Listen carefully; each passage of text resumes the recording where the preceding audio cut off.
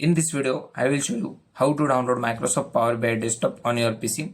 Follow the step-by-step process of downloading and installing the software. So let's go and start the video.